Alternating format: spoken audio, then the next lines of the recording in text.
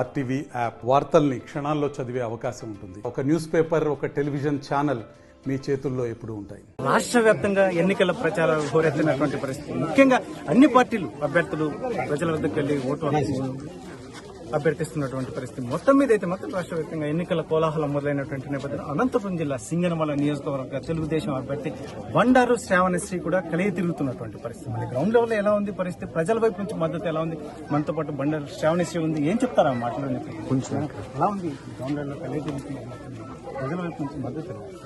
చాలా పాజిటివ్ గా కనిపిస్తుందండి. మనం అంతా చూసుకుంటే 5 ఏళ్ల రాక్షస పరిపాలనలో ప్రజలందరూ కూడా విసిగిపోయారు. ప్రజలంటే సామాన్య ప్రజలందరూ కూడా ఇవాళ మహిళలు, యువత, చిన్న పిల్లల నుంచి అవ్వతాతల వరకు కూడా మేము గ్రామాల్లోకి వెళ్తుంటే ఎదురొచ్చి మరి వాళ్ళ సమస్యల్ని చెప్తా ఉన్నారు. ఈ 5 సంవత్సరాలు కూడా మా సమస్యల్ని కూడా ఎవరికి చెప్పుకోవాలో తెలియలేని పరిస్థితిని మాకు ఇక్కడ నెలకొల్గింది. స్థానిక ఎమ్మెల్యే ఎన్నికల్లో ఇచ్చిన హామీలు ఇప్పటి వరకు కూడా మాకు సంపూర్ణంగా అందలేదు. సంక్షేమం అందలేదు, అభివృద్ధి కూడా అంతంత మాత్రాన్ని ఎక్కడ కూడా ఒక ఇటుకేసిన పాపన లేదు.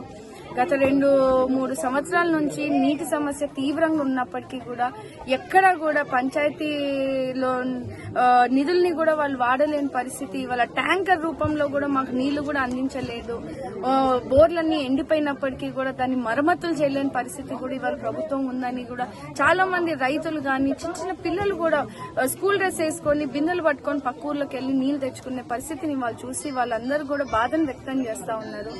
మనము సూపర్ 6 పథకాలని కూడా వాళ్ళని వివరిస్తా ఉంటే ఆ సూపర్ 6 పథకాల్లో ఒక అద్భుతమైన పథకం, ఇంటింటికి కూడా మంచినీటి కొలా ఇస్తామని వాళ్ళకి హామీ ఇస్తా ఉన్నాం. వాళ్ళు కూడా నమ్ముతా ఉన్నారు. కూటమితో కూడిన ప్రభుత్వం ఖచ్చితంగా రావాలి అంటే మన కేంద్రం సపోర్ట్ ని కూడా వాళ్ళందరూ కూడా ఎంతో పాజిటివ్ గా తీసుకుంటా ఉన్నారు. ఇప్పుడున్న వైఎస్ఆర్సీపీ ప్రభుత్వాన్ని మనం ఖచ్చితంగా తరిమి కొట్టాలన్న ఆలోచనలో కూడా సామాన్య ప్రజల నుంచి కూడా మనకి మద్దతు రావడము, వాళ్ళ బిడ్డగా స్థానికురాలిగా నేను కూడా 5 సంవత్సరాల నుంచి కూడా వాళ్ళ సమస్యల మీద ఎక్కడ ఇబ్బందులు ఉన్నా కూడా వాళ్ళకి అందుబాటులో ఉండి తిరిగినాను. సో వాళ్ళు కూడా నాకు ధైర్యం చెప్తా ఉన్నారు. మా ఆడబిడ్డని ఈసారి గెలిపించుకోవాలన్న ఒక పాజిటివ్ మెసేజ్ ని కూడా నాకు కూడా ఇస్తున్నారు. సో డెఫినెట్ గా ఒక బాధ్యతగా ఈసారి ఈ ఎలక్షన్ ని మనం ముందుకు తీసుకెళ్తాము అనేది మీద ఉండాలి. మొత్తం మీద మీరైతే ఇలా చెప్తున్నారు వైసీపీ నాయకులైతే మాత్రం ఖచ్చితంగా, ఎందుకంటే జగన్మోహన్ రెడ్డి ఒంటరిగానే పోతారు, గెలవబోతున్నాడు, ముఖ్యమంత్రిగా కూడా ప్రమాణ స్వీకారం చేయబోతున్నాడు వైసీపీ నాయకులు చెప్తున్నారు. దీన్ని ఎలా చూస్తారు? అంతా ఇది ప్రచారానికే పరిమితం అండి. జగన్మోహన్ రెడ్డి ముందు నుంచి చేస్తున్న మోసాలే ఇవి. పోయినసారి ఎన్నికల సమయంలో కూడా ఆడవాళ్ళని, ముసలి వాళ్ళని అందరినీ కూడా హత్తుకొని ముద్దులు పెట్టి దొంగ హామీలు ఇచ్చి అలా సింపతితో గెలుచుకున్నారు. సేమ్ ప్యాటర్న్ ఈ ఎన్నికల్ని కూడా చూస్తా ఉన్నారు. అప్పుడు కోడికత్తి ఏంది, ఇప్పుడు రాళ్ల దాడి చేపించుకున్నారు.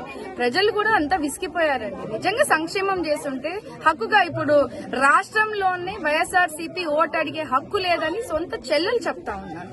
సొంత చెల్లెలు, సొంత తల్లి బయటకు పంపించినారు. అంటే వాళ్ళ కుటుంబంలోనే ఆయన మీద నమ్మకం లేదని బహిరంగంగా బయటకు వచ్చి మా వైఎస్ఆర్సీపీకి ఓటు వేయకూడదని షర్మిల గారు చెప్తా ఉన్నారు. దీన్ని మనం ముందుకు చూసుకోవాలి. సామాన్య ప్రజలు కూడా, బడుగు బలహీన వర్గాలకు కూడా వాళ్ళు ఏదో ఇంత అని బటన్ ఒత్తి డబ్బులేసి వాళ్ళ కింద ఒక ఏమంటారు కట్టడి చేసి బీసీ, ఎస్సీ, ఎస్టీ మైనారిటీలందరినీ కూడా వాళ్ళ ఓటు కొనుగోలు చేసే ప్రయత్నమే తప్పించి సింపతితో ముందుకెళ్తున్నారు. కానీ సంక్షేమం గాని, అభివృద్ధి గాని రాష్ట్రంలో ఏ మూలను జరగదు. ముఖ్యంగా మన సింగనమల కాన్స్టిట్యుయెన్సీలో కూడా ఇప్పుడున్న స్థానిక ఎమ్మెల్యే ఎక్కడుందో కూడా తెలియదు. గత 4 సంవత్సరాల నుంచి కూడా ఆమె ఎక్కడుంది, తప్పిపోయిందని కూడా బోర్డులు పెట్టిన గ్రామాలు కూడా మనం చూసాము. ఎక్కడా కూడా సంక్షేమం లేదు. ప్రజల బాధలు పడతా ఉంటే కూడా, ఇబ్బందికరంగా ఉన్నా కూడా వాళ్ళు ఎక్కడా కూడా పట్టించుకోలేని పరిస్థితి జరుగుతుంది. ఒక పెత్తందారి వ్యవస్థ. ఏమంటే రాజారెడ్డి రాజ్యాంగాన్ని అమలు పరిచి ఎస్సీల భూములను లాక్కోవడము, లేకుంటే బడుగు బలహీన వర్గాలని వాళ్ళని ఇబ్బంది పెట్టి వాళ్ళ ఓట్లు వేయించే కార్యక్రమాలు చేస్తా ఉన్నారు. దీని అన్నింటినీ కూడా తెలుగుదేశం పార్టీ, జనసేన, బీజేపీ ముగ్గురు కలయికతో కూడా ప్రజలకి ధైర్యాన్ని ఇస్తా ఉన్నాం. ధైర్యంగా బయటకు వచ్చి ఓటేసే పరిస్థితిని ఇవాళ తీసుకొస్తా ఉన్నాము. ఎందుకంటే మీరు చూసుకుంటే గత 5 సంవత్సరాల ముందు జరిగిన ఎన్నికలు వేరండి. ఇప్పుడు జరగబోయే ఎన్నికలు ఒక సామాన్య ప్రజలకి, ఒక హిట్లర్ కి జరుగుతున్న ఎన్నికలు. అది ప్రజలు సైతం కూడా అప్రమత్తంగా ఉన్నారు, ముందుకు వస్తా ఉన్నారు. ఖచ్చితంగా ఇప్పుడు మనకి ఎక్కువ శాతం యువత అన్నది బయటికి వస్తా ఉన్నారు. ఫస్ట్ టైం ఓటర్స్ చాలా అవేర్నెస్ ఉందండి వాళ్ళకి. గ్రామాల్లో ఎక్కడ కూడా నీటి సదుపాయాలు, కనీసం బేసిక్ నెసెసిటీస్ లేని పరిస్థితిని చూస్తాం. మన ప్రభుత్వం చంద్రబాబు నాయుడు గారు ముఖ్యమంత్రి అయినప్పుడు వేసిన రోడ్లే ఇవ్వండి, వాళ్ళు వేసిన లైట్లే ఇవ్వండి, ఎక్కడ కూడా సంక్షేమం లేదని యువత కూడా ముందుకు వచ్చి చెప్పడం, అదే మాకు మార్పు అండ్ బలం కూడా. ఫైనల్ గా చెప్పండి మేడం, ఇప్పుడున్న పరిస్థితుల్లో రాష్ట్ర వ్యాప్తంగా తెలుగుదేశం పార్టీ ఎన్ని సీట్లకు వెళ్ళబోతుంది అంచనా కలుగుతున్నారు? ప్రజల తీర్పుకి మేము ఎప్పుడు కూడా కట్టుబడి ఉంటామండి. ఖచ్చితంగా మేము 140 పైనే సీట్లు మాకు వస్తాయని కూడా మేము ఖచ్చితంగా నమ్ముతా ఉన్నాము. ప్రజలు కూడా మాకు సపోర్ట్ గా ఉన్నారు. సామాన్య ప్రజలు అంటే ప్రజా రాజ్యం రావాలని ప్రజలు కూడా నమ్ముతా ఉన్నారు. అది కేవలం చంద్రబాబు నాయుడు గారు ముఖ్యమంత్రి అయితే తప్పించి అన్ని వర్గాలకు సంక్షేమం అందించే పరిస్థితి ఉంటదని కూడా ప్రజలు నమ్ముతున్నారు. కాబట్టి మాలాంటి యువత, మాలాంటి స్త్రీలకు కూడా అంటే మహిళలకు కూడా ప్రాధాన్యత ఇచ్చి ఇవాళ టికెట్ కేటాయించిన తెలుగుదేశం పార్టీ, జనసేన, బీజేపీ కూడా ఇవాళ అంతా కూడా ఎలక్షన్ మారుతా ఉన్నాయండి, తరం మారుతా ఉంది.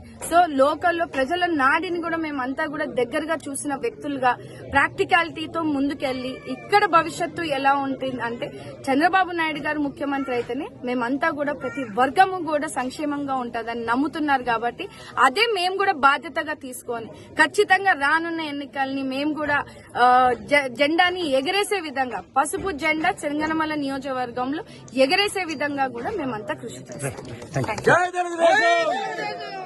రాష్ట్ర వ్యాప్తంగా ఉన్నటువంటి మొత్తం మీద ప్రభుత్వ వ్యతిరేకత అనేది ఖచ్చితంగా ప్రజల్లో కనిపిస్తుంది. గ్రౌండ్ లెవెల్ కూడా తిరుగుతున్నటువంటి నేపథ్యంలో చాలా మంది విసిపోయింది. నేటి యువత అయితే మాత్రం వారికి ఉద్యోగాలు కూడా లేక, అసలు అభివృద్ధి అనేది లేక జగన్మోహన్ రెడ్డి పూర్తిగా విస్మరించినటువంటి పరిస్థితుల్లో ఖచ్చితంగా చంద్రబాబు నాయుడుతోనే అభివృద్ధి సాధ్యం. కాబట్టి మరొకసారి చంద్రబాబును గెలిపించడానికి ప్రజలు సిద్ధంగా ఉన్నారని ఒకవైపు చెప్తూనే, మరోవైపు ముఖ్యంగా మాలాంటి యువత తెలుగుదేశం పార్టీకి టికెట్లు కేటాయించినటువంటి నేపథ్యంలో ఖచ్చితంగా చంద్రబాబు నాయుడు నాయకత్వంలో మేము పనిచేయడానికి, అభివృద్ధి దిశగా ముందుకు వెళ్ళడానికి సిద్ధంగా ఉన్నాము. అందులో రాష్ట్ర వ్యాప్తంగా దాదాపు 140 పైచిలుకు సీట్లతో మేము గెలవబోతున్నామని చంద్రబాబు నాయుడు ముఖ్యమంత్రిగా ప్రమాణ స్వీకారం చేయబోతున్నాడని ధీమా వ్యక్తం చేస్తున్నారు సింగనమల తెలుగుదేశం అభ్యర్థి బండారు శ్రావణ్. కెమెరా పర్సన్ సుధాకర్, చల్లకి నాయుడు, RTV.